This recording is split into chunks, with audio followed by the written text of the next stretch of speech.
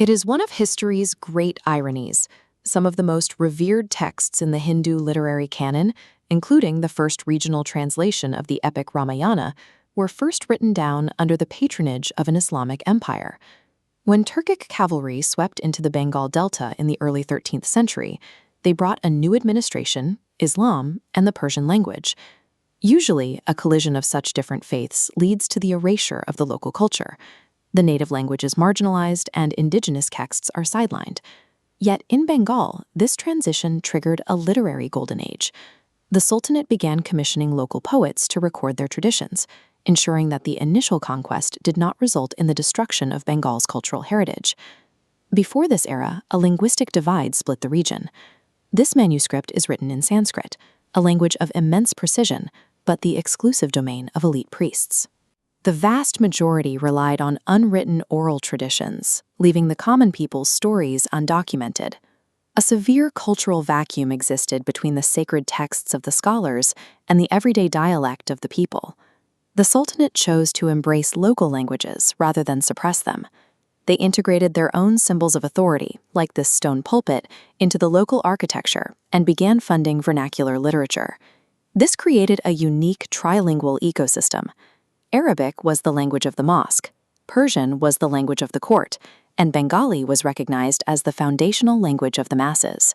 State-sponsored poets became cultural diplomats, turning local dialects into a prestigious medium that could bridge these three social worlds.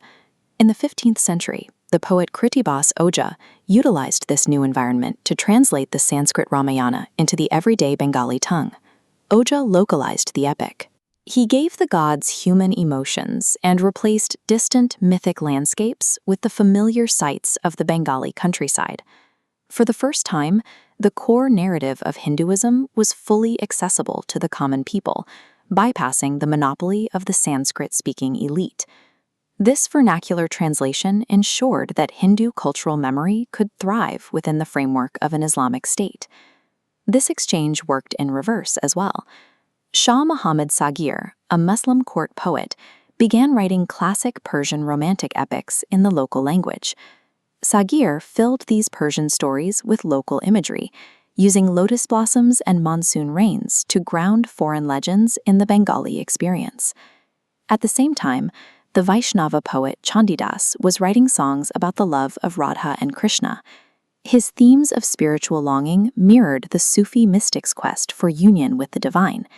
In these terracotta carvings, Arabic calligraphy is physically intertwined with native floral patterns. Similarly, the metaphors of Hindu devotion and Islamic Sufism merged into a single poetic vocabulary. Bengali literature became a neutral, shared ground, where different religious identities could be expressed through a common emotional language.